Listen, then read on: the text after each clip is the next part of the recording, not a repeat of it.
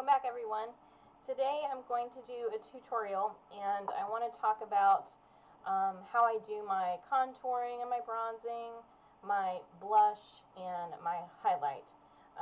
And this video is kind of driven by the N.Y.C blushable cream sticks being out and being so popular recently, because I have seen a few girls that are putting them on like this. You know, they're putting the stripe up their face and kind of blending it in, which you can do. That is one way to do it, but I would like to say that we tried that in the 80s and it didn't really work out so well for us. So I want to show you a different way to put this on, or the way that's worked best for me. But I'm going to start with kind of contouring and bronzing.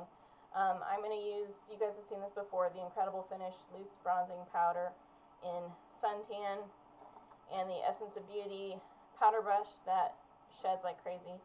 And when it comes to contouring, I think most people have seen and used kind of the 3 method, where, you know, you're doing here, you're swiping down here, and then you're swiping down here. And that's all well and good, but you really need to think about your face and the structure of your face, and especially when it comes to the bronzing in particular and the contouring. If you're contouring, where are the recesses of your face that you need to darken to accentuate? And if you're bronzing, where does your face get the most sun that it's going to look natural for you to have additional color there? So for me, as far as contouring goes, what I do with this is I just tap it in. There's a sifter at the top, and there's a lot of product in here because I had it in my bag upside down. But anyway, so I stick it in there and I just tap off the excess. Okay, and I have recesses, and the part that I want to really contour and exaggerate is, you know, right here underneath the cheekbone. Part of that is because I have a very kind of round face, and that part of my face just kind of gets lost in the whole kind of edge and shape and reflection of light from my face. So obviously I usually start there, and I'll go to the kind of the furthest back, deepest point in my cheek, and I kind of follow the line. Sometimes I bring it up a little bit far to the front because I tend to get a little bit round here as well, and I really want to accentuate this kind of line where my cheekbone is. So I'll bring it kind of around, and really it's just about blending. I do blend it down a little bit, but for me, I don't want to come all the way down the side of my face, because if I darken this area as well, then I lose my jawline. Okay, so I need a kind of a light area right through here to be able to see my jawline. So I do bring it down some, but just not a lot.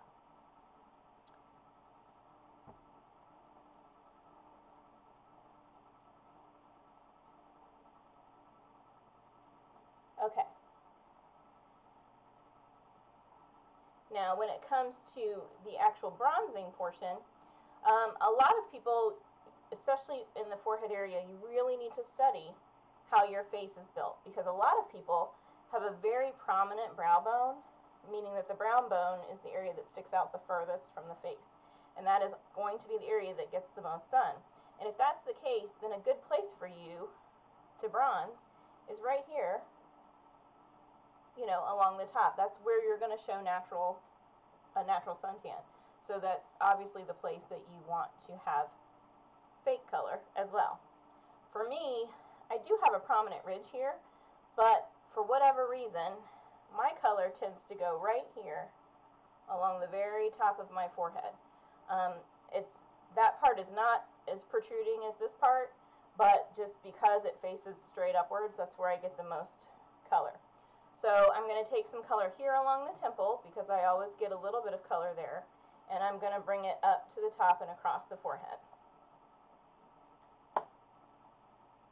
So here we're just adding just a little natural sun along the edge, but rather than go across the brow bone for me, I'm going to take it up here, right across the top of my forehead. Now, I saw somebody the other day in a tutorial, and she's a very, very popular guru here on YouTube, but she's a younger girl, and she was putting her bronzer here along the temple. And she's seen people do that before. She probably has been taught that it's kind of a natural way to do that. But her hairline grows almost to her eyebrow. She has hair growth, you know, all along here. She doesn't really actually have temple skin, really. So that was an entirely wasted step. And then aside from that, she has side swept bangs that cover, you know, her entire forehead. So she only has a little tiny strip of forehead even showing, regardless. And there's pretty much hair growth in that whole section. So totally wasted step for her. And in a way, if you are a freelance makeup artist or what have you, I mean, honestly, if one of your clients sees you doing that and they know anything about makeup at all or have been around makeup at all, you kind of lose a little bit of credibility with that. So here we are. So I'm just going to do the other side. And I'm just using this just to add a little extra color, a little flush, a little dimension. So we don't need very much. And then back to the contouring. Beneath my chin, I have an extremely round chin. My family is well known for our very round faces, and I also swell here. My glands and my lymph nodes through here swell up based on what I eat. So at any point in time, my neck can sometimes be huge and my face super duper round. So in order to counteract that, I will try to enhance my jawline, and then I fill in, you know, where my skin is typically lighter here to add shadow, which helps kind of suck that chin up. Okay, so I'm going to start here behind the ear, and I'm going to follow where my natural jawline goes, which is right through here and underneath the chin. And it's not going to be super dark. I mean, this isn't for a photo shoot. This is just for me to wear. But again, remember I told you I need a little bit lighter area here so that I actually create a jawline. And you can already kind of see, hopefully you can see, the difference between this side and this side when I look at you straight on. I'm starting to kind of build my jawline back on this side. Okay, so I just give myself a little bit of color down through there.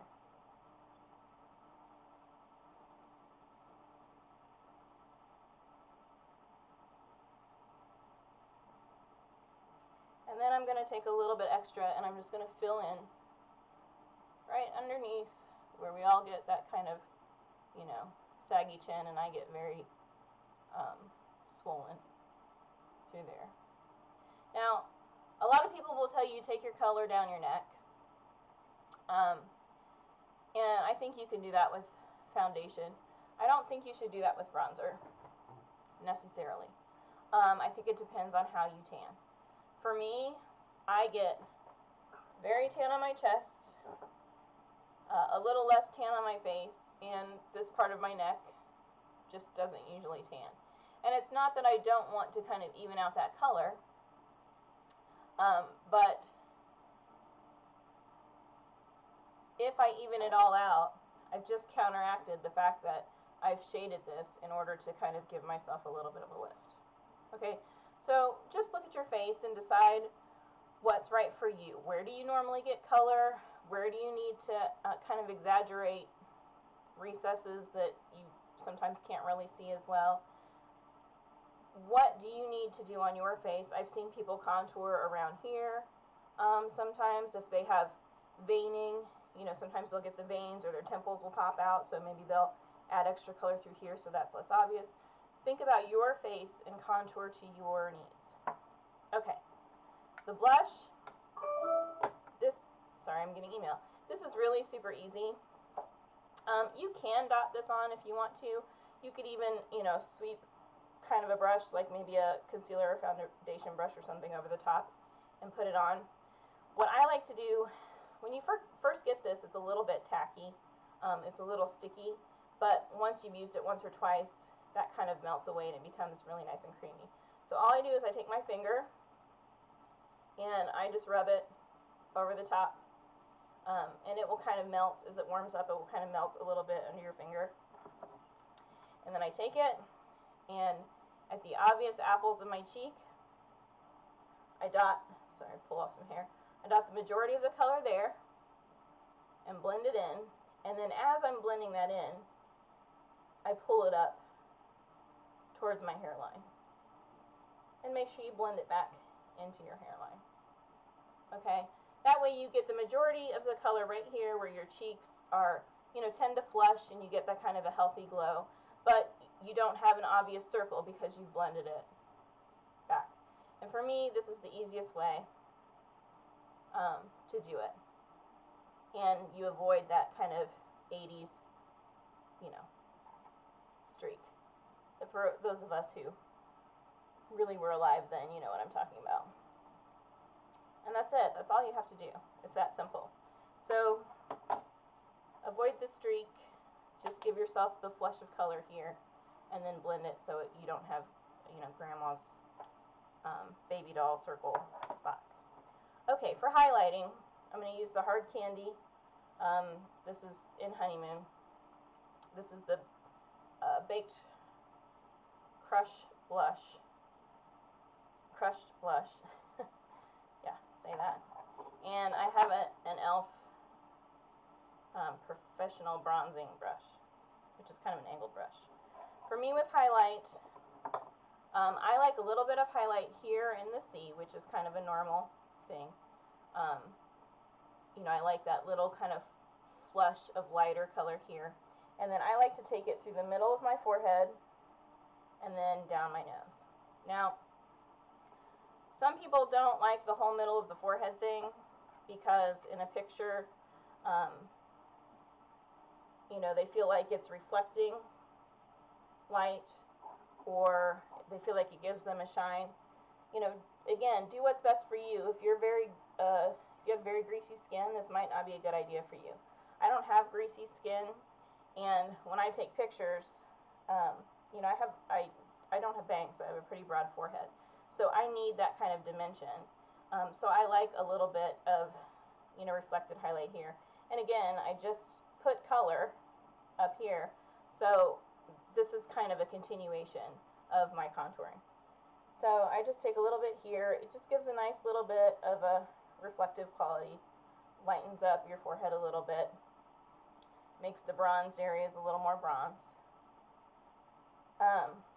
Keep in mind though, for those of you that are using highlighting powders, especially if you're putting them on your forehead in particular, if you're spending a bunch of money on HD foundation and then using the highlighter, depending on the kind of highlighter, the kind of shimmer that you're using, you may be counteracting the whole point of the HD foundation, which is to keep things from, the light from reflecting. So just keep that in mind. But that's all I do with the highlighter, and you can't really see it here with my lighting very well, but it actually works really well, really nicely in pictures. And if you go to my channel and you look at my profile picture, you can, that picture, you can kind of see how the highlighting works for me really well, and I really like that picture, so that'll give you an idea. Everything I'm wearing will be in the description box. All of my blog information, my website information, follow me on Twitter, and I've joined Luxe as well. I'm just kind of starting with that. But if you're using Luxe, then look me up on there too. It'll be listed under my name. It'll be listed under Shannon. So, all right. Have a good day. Let me know if you have any questions.